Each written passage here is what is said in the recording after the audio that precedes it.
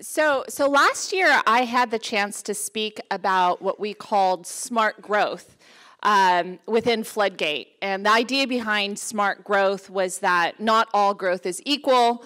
VCs have a responsibility to really recognize that and encourage what we call smart or intelligent growth. And we've put into practice within Floodgate a lot of practices that encourage that behavior, not only within our startups, but so that all of the partners within Floodgate are well aligned along that path. And part of the reason why we decided to go down this route was in 2017, we raised a $130 million fund. And we were super excited about that. It was our 6th fund, and it was roughly double the size of the previous fund. And we'd been at $75 million for quite some time. And so we needed to figure out, like, what was the behavior change that was really required to make a $130 million fund really successful. And one of the things that we discovered, and Iris, I think, was really critical in helping us figure this out, was that actually our follow-on financing, which is usually seen as more of the after effects of the initial check, was actually the size of basically one of our original microcap funds. And if we weren't careful, the allocation of those dollars would just be done by the fact that we had written a first check into that company. And we needed to really figure out how to also smartly grow our own investments. And so as part of that, an initiative that we put together was that Iris, especially given her background, which I'm going to hope she'll share now, would be actually entirely in charge of our follow-on checks. And I thought today it would be really interesting to share that philosophy with you guys, because it's not necessarily something that a lot of venture capital firms do, and so we're kind of making sausage as we go along. But Iris has been a very, very critical part of making great decisions within our firm. And as we put this into practice over the last couple of years, it's really changed the way we do business. So Iris, why don't we just start off with a little bit around your background to just give us color as to why this role really works. I don't know if I'm live. Here we go. The majority of my career before I joined Floodgate about 6 years ago was actually spent in investment banking. And what that means is that I spent most of my time working closely with technology and media companies at various stages of growth. And I think what's important there is actually the majority of those companies were past the seed stage. And so that gave me a familiarity with companies at various stages and the ability to recognize both what stage those companies are in and the type of scale they would be capable of in the future. And one other important note is at Floodgate, I think one of the points that we decide to hone in on after I joined the team is always thinking through with our companies what the potential exit paths are, because at the end of the day, as investors, we have an obligation to our LPs to be able to return capital, and we are believers that you need to be intentional about what type of company you want to be in the future. And tell me a little bit more around where your role comes in. Yeah, so it's funny, when you think about venture in general, the emphasis is on that first check-in, and it makes sense, right? All of us are competing to back the best companies, and we at Floodgate have said that for us to have really great returns, it means that we need to get in the top 10 to 15 companies that are being created in any given year. But it's not just about that first check-in. And so obviously venture is a competitive space, and we often think about how are we going to continue to refine our own business model. And as Anne had referenced, especially with us raising what for us is a significantly larger fund, we want to make sure that we ourselves stay nimble and are always thinking about, is there low-hanging fruit, or are we leaving money on the table?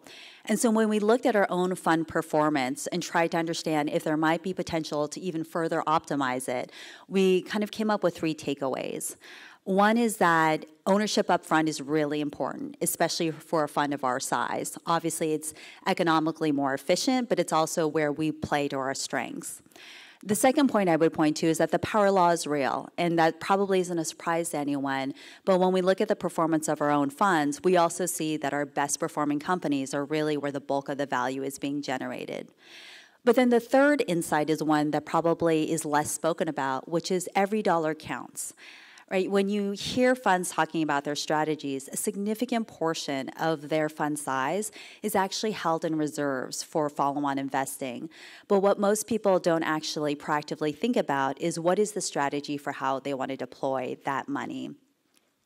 And we realize this about ourselves. And so we wanted to take a harder look. And I think what most funds feel, even if they're not willing to admit it, is that when it comes to follow-on investing, it tends to be a very emotional and not analytical decision. And it makes sense. It's human nature. Especially at the stage that we invest in, you want to know that you feel like you're all in on any company that you're backing. So Anne knows this. At Floodgate, because we get in so early at the seed stage, we feel like we're co-conspirators with our founders.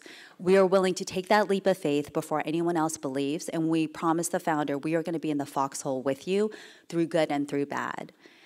The challenge there is that after we write that first check in and we're bought in, it's very hard when there is the opportunity to put in more money that same investor who is gung-ho for the company is going to come back and be rational in evaluating that opportunity. But there's an inherent tension there because we have an obligation to our LPs to make sure that for every dollar we deploy, it is with the expectation that there is maximum value that's going to be generated. So step one for us at Floodgate in wanting to kind of balance that tension is to actually separate out the decision of first check versus follow-on. And we wanted to be very careful about this. We didn't want to give that authority to someone else, but rather a partner that's already within the organization. And I think the reason why it became a natural role for me to take on is because I already work very closely with all of our founders across the portfolio, regardless of who wrote that first check-in, especially around very strategic decisions. Whether it's fundraising, M&A, new business launches, I tend to be the one that's rolling up my sleeves and working closely with our founders. And so the hope would be that I already have both a rapport with them and a certain level of trust, that when we're thinking about potentially putting in more money, that we are going to partner with them to help them refine their financial model, think through the narrative for what the growth opportunities are, both from the perspective of evaluating that opportunity for Floodgate, but just as importantly, preparing them for the diligence that they'll go under when they're actually fundraising from others as well. I just want to underline that point, which is, basically somewhere between 6 and 12 months before the company runs out of cash, I, as a board member or investor, can basically partner up with our founder and start preparing for the fundraise, but not just, hey, let's write a pitch deck, but let's take a look at what's underneath the business and really diagnose what's happening. And Iris is critical in that. And I can't emphasize enough how that actually frees me up to become an absolute advocate for the company. And so because I can be irrationally a fan, it allows me to be able to really tell the story of where this company is going. And then Iris is able to come in and provide us with the underbelly around the numbers. The other thing that I would say that's been really interesting for us is that, we've been told in the past, why not just follow on when one of the big name firms comes in and makes an investment? Like, just use that as your indicator. And what it's allowed us to do, which is interesting for us, is it's actually allowed us to uncover businesses where the other investors are not interested, but we're able to say, hey, there's something here happening, and we know because we're super close to the business, and we can think independently from everyone else. We can also identify businesses where we really feel like there's fundamental issues and help the founder fix it. Yeah, and I think that a critical component about how we partner with our companies, especially around follow-on and any additional fundraising they do, is this concept of having a funding roadmap. So Anne referenced earlier that we are big believers in intelligent growth. And in a similar vein, we want to make sure that when our companies are fundraising, it's very intentional. So ideally, they know exactly how they would deploy that capital, what milestones they would be able to achieve, and then also what stage of growth they would be better positioned for having used that capital. What we don't want is our companies to fundraise because they ran out of money or because they received a term sheet and now they're being reactive. And I think the ability to partner with our companies to help them also better understand by really digging into their vision as well as the financial model to understand what the different stages of growth are, when the appropriate time would be to raise money, but then also thinking about who the right partners are at each of those stages. And I think that's where we try to add a lot of value, is it's not just about getting whatever value or number that you're hoping to target for your fundraising round, but making sure that you have the right partners to help you grow the business over time. I also don't have a sense of how much time we have. It's just flashing pictures. We could just keep going. Okay. Just keep going. One thing that I would say is going back to our intelligent growth framework, as we've been thinking about what does intelligent growth actually entail, we're finding that it's different kinds of roadmaps, right? So Iris already pointed to the financing roadmap. We also have a talent roadmap. We have a product roadmap, obviously. We have a growth roadmap. And all of those are equally important. And I think in Silicon Valley, we oftentimes spend a lot of time on product roadmap, maybe a little bit on growth roadmap, but it's just purely driven by growth, not the inherent business model.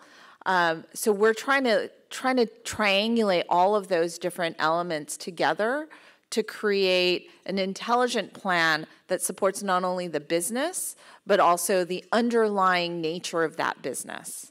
And I think for us as investors, what we've found is that financing roadmap actually is one of the most critical things because it's sort of this giant cloud hanging over the head of the founder. And oftentimes we're telling them, hey, don't think about it because that's not the most important thing. A growing business will take care of itself. But by having a partner who can also just take some of that stress off of their hands and provide them with some clarity, we're starting to see not only transparency in the conversations that we have with our founders, but an ability to look forward, not just 3 months, but 6 months, 12 months into the future to understand where things are going.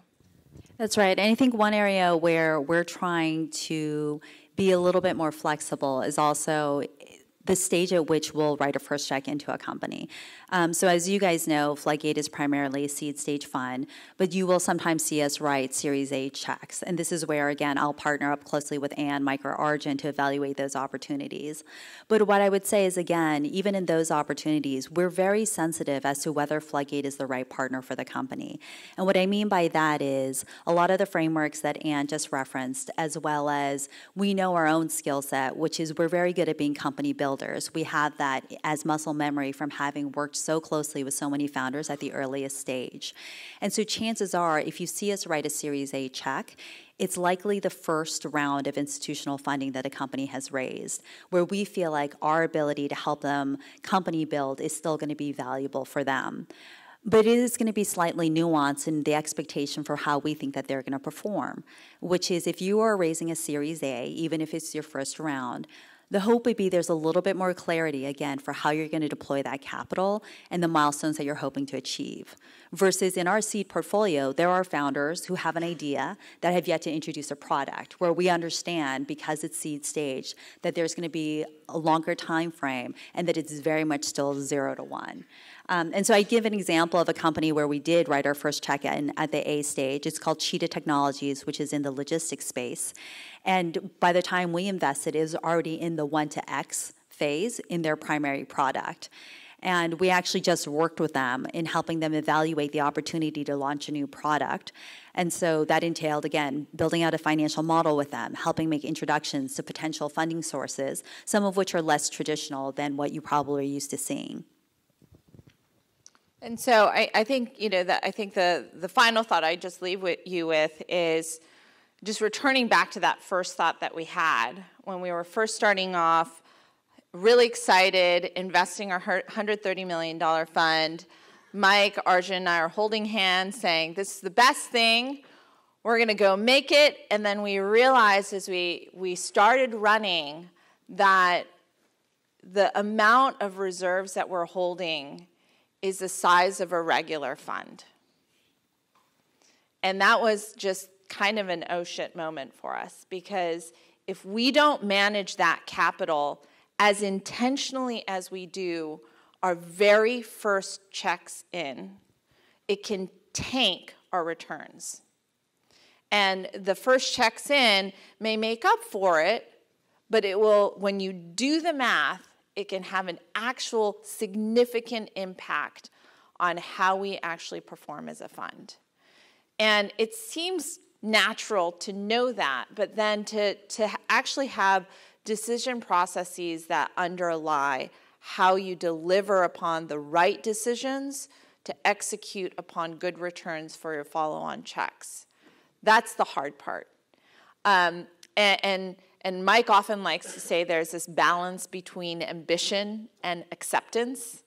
And we had to accept the fact that as much as we would love to be great advocates for our follow-on dollars, the combination of Mike, me, and Arjun, we're not great at that. We're hopelessly optimistic about the fact that our companies are about to turn the corner.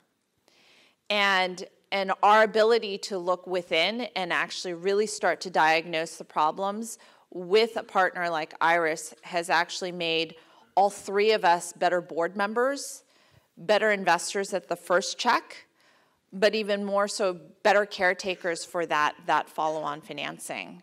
And it's just a strategy that we thought was really important, a role that we're particularly proud of in terms of the contributions that Iris is making within Floodgate. So we wanted to share that with you today. Thank you.